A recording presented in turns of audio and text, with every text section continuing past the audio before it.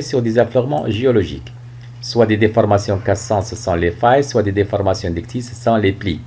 Effectivement, ces déformations témoignent de forces, soit de compression plutôt, convergence, soit des forces d'extension. Il s'agit du cas de divergence. Aujourd'hui, on va parler des déformations tectoniques cassantes, c'est-à-dire les failles. Ces failles, ce sont des cassures, comme vous le constatez, qui peuvent affecter des couches sédimentaires. Dans ce cas-là, on voit très bien la cassure et on voit très bien qu'il y a eu un déplacement entre les deux compartiments ou les deux blocs résultant de cette cassure. Dans ce cas-là, il y a un éloignement entre ces deux blocs-là. On parle de failles normales. Mais ces cassures-là, ils peuvent affecter aussi des couches sédimentaires qui ont subi des déplissements. Dans ce cas-là, on parle de plis failles. Activité 1, déterminer les différentes déformations tectoniques cassantes et préciser le sens des contraintes responsables de ces déformations tectoniques. Comme vous le constatez, ce document représente un affleurement on voit très bien notre cassure, notre faille, et on voit très bien les deux blocs résultant de cette cassure. Il y a dans ce cas-là un éloignement entre ces deux blocs-là. Effectivement, la définition d'une faille, il s'agit tout simplement d'une cassure au sein d'une roche avec un déplacement relatif des deux parties situées de part et d'autre de celle-ci. Ce déplacement, il peut être soit vertical, soit horizontal, soit oblique. Dans notre cas, dans ce cas-là, il s'agit bien sûr d'un déplacement oblique. Nos deux types de failles. Dans le premier cas, si les forces exercées sur les roches sont des forces d'extension. Dans ce cas-là, il y aura, comme vous allez le constater bien sûr, un éloignement entre les deux compartiments et bien sûr, on obtiendra une faille normale. Si les forces exercées sont des forces de compression, dans ce cas-là, il y aura un rapprochement, comme vous allez le constater, entre les deux compartiments issus de cette cassure, de cette faille-là. Bien sûr, dans ce cas-là, on parle de faille inverse.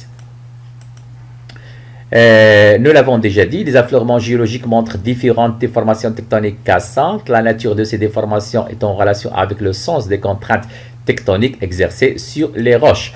On parle de faille normale. Dans ce cas-là, les deux compartiments, comme nous l'avons déjà dit, résultantes de la faille s'éloignent. On retrouve ce type de faille dans les zones de distension, c'est-à-dire au niveau des dorsales.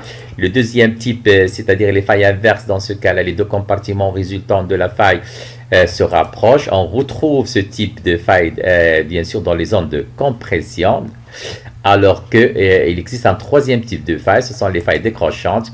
Dans ce cas-là, ils correspondent à un déplacement horizontal dû à un coulissement des deux blocs rocheux.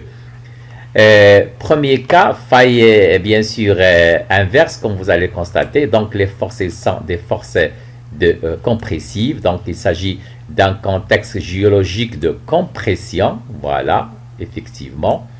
On va voir la photographie, effectivement. Donc dans ce cas-là, on obtient une faille inverse. Il s'agit d'une faille inverse.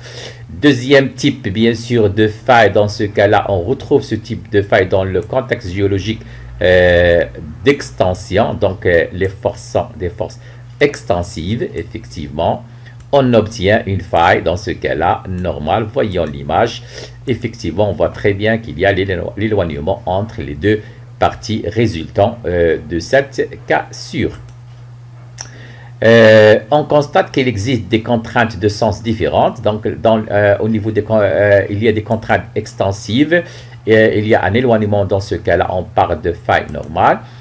Aussi des contraintes dans ce cas-là compressives, il y a un rapprochement, faille inverse, mais aussi des contraintes de cisaillement, glissement horizontal, on parle dans ce cas-là de décrochement.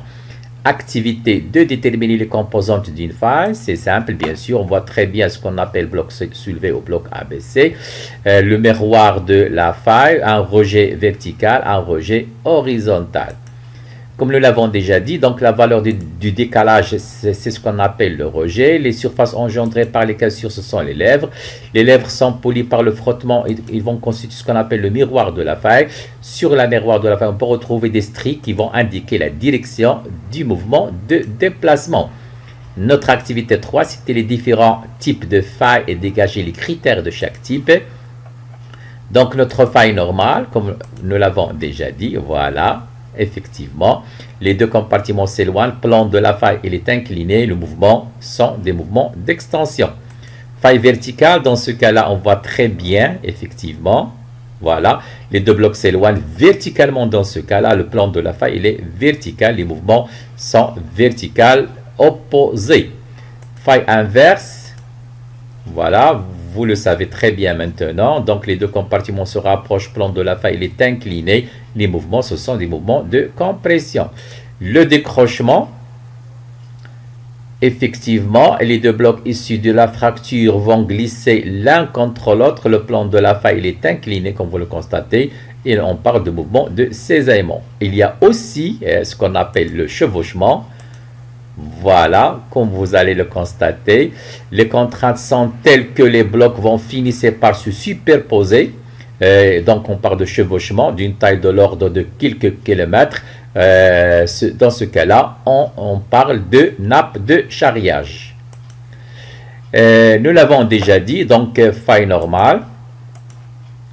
Voilà, éloignement, faille inverse, rapprochement, contrainte de compression, décrochement, je m'excuse, voilà, il y a, voilà, régime coulissant, glissement latéral, cisaillement.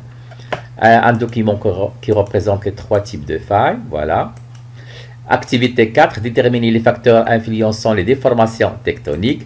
Voilà, nous avons trois états, élastique, plastique et solide. Voyons le devenir de ces trois états, pourquoi pas, suite à des contraintes extensives. Voyons, dans le cas élastique, voilà, il y a retour à l'état initial. Dans le cas plastique, il y a déformation permanente. Dans le cas solide, il y a rupture.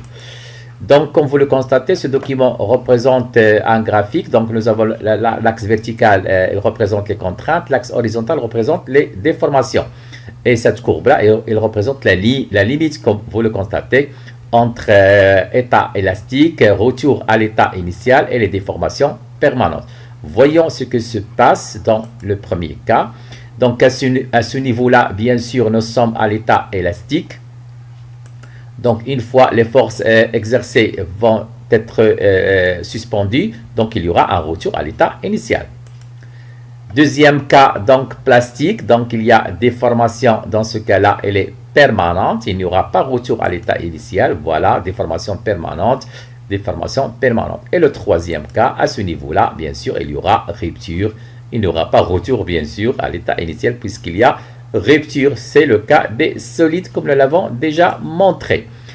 Effectivement, les facteurs qui influent sur le couple contrainte-déformation, c'est la température, la pression, le temps, la composition chimique de la roche. Donc, l'axe horizontal représente la pression, l'axe vertical représente la température, et notre courbe représente la limite entre les déformations cassantes et les déformations plastiques. Voyons, comme vous allez le constater, donc nous avons sous la même température, si la pression augmente, à ce niveau-là, bien sûr, à une pression X, on obtiendra des déformations cassantes. Mais si la pression augmente, on obtiendra des déformations plastiques. Ceci montre bien sûr que la pression est un facteur qui agit sur, bien sûr, les déformations tectoniques. Le variable dans ce cas-là, c'est la pression. Deuxième cas, le variable, c'est la température. Donc, sous une même pression, on voit très bien, à cette température, on obtiendra des déformations cassantes. Mais une fois la température augmente, à ce niveau-là, on obtiendra des déformations plastiques. Donc, premier cas, la variable plutôt, c'est la pression. Deuxième cas, la variable, c'est la température. Effectivement, les paramètres physiques influençant la déformation tectonique sont la température qui augmente avec la profondeur, la pression aussi augmente avec la pression, donc la vitesse de déformation, le temps, et aussi la nature des matériaux constituant les roches. Près de la surface de la Terre, à la basse température, basse pression, les roches sont solides. Alors, on retrouvera les déformations tectoniques, bien sûr, suite à des contraintes, sans des déformations cassantes, c'est-à-dire des failles. Les failles, comme nous l'avons déjà dit, ce ne sont que des cassures avec déplacement des deux blocs résultants. Merci.